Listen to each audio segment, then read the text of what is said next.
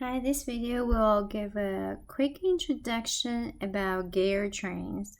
We often see in mechanical system there are gears coupled together. You can go from small gear to big gear or big to step down from big to small. And what happens when you have gear change?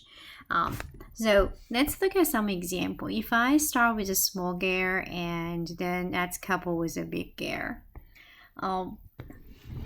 Intuitively, you might think if this is gear one and gear two, and intuitively you know gear one will go way faster, right, than gear two.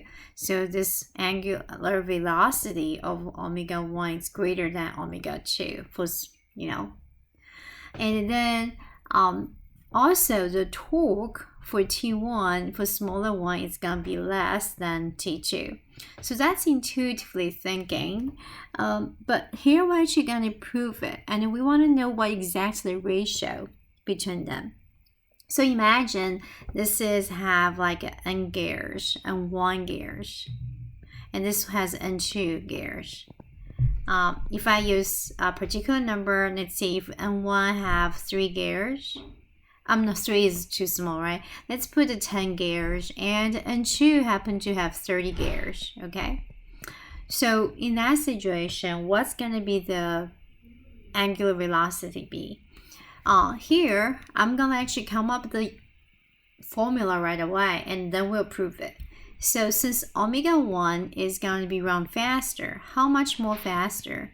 It's going to be actually the ratio, the big gear over smaller gear, the ratio, then times omega 2. So for this particular example, my omega 1 is going to be equal to 30 gears over 10 gears. The ratio is 3 and times omega 2. So omega 1 for this situation is around 3 times faster than the big gear. Okay, that's the formula.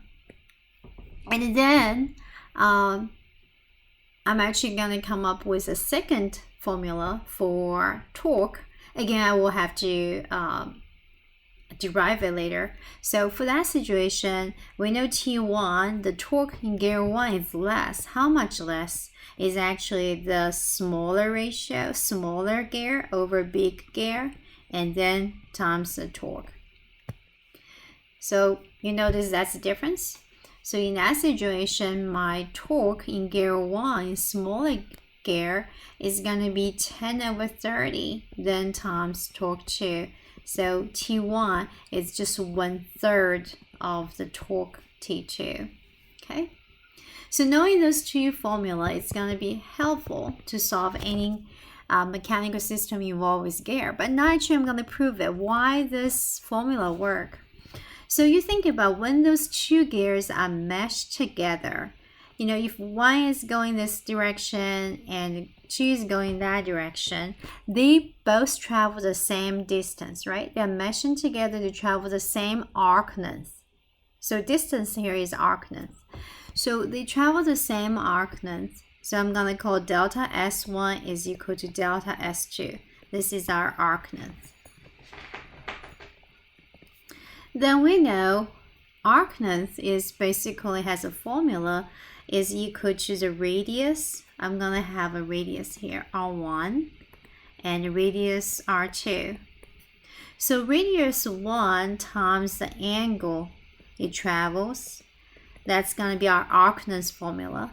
And so same wise, arc 2 times delta theta 2. Okay. Then thinking about it, if there's different gear ratio, one thing you needed to know is R2 over R1, the radius ratio is basically N2 over A1. That's proportional. So in that situation, for this specific scenario, my R2 is going to be 3 times of R1, right? That's intuitively right. So knowing that, we're going to go back to this arc length. They both travel the same arc length. And how about I divide by time on both sides? Then I want you to look at it. The angle it travels divided by time, that gives us omega. Then we have R2, the same thing. The angle it travels divided by time, that's our omega 2. Then we basically have our omega 1 is going to be equal to R2 over R1 times omega 2. And we also learned R2 over R1 ratio is proportional to the Gare ratio N2 over A1. That's omega. Then here we are. We have our formula to just proved it, right? So that's the angular velocity. The small Gare have to go faster in terms of the angular velocity. Now let's look at the torque. How do we prove this formula? We have to think about it. You know, the force that the big Gare applied to the smaller Gare in this direction, and the smaller Gare is going to apply the opposite direction but equal to the big Gare because Newton's third law, right? So this force is equal but opposite. Then the torque is force times distance. So force times the moment of arm. And what are we rotating about? It's rotating about each individual center. So that basically our moment of arm is our radius for each one of them. So we'll have the same force times, so we have to say F1 is equal to F2.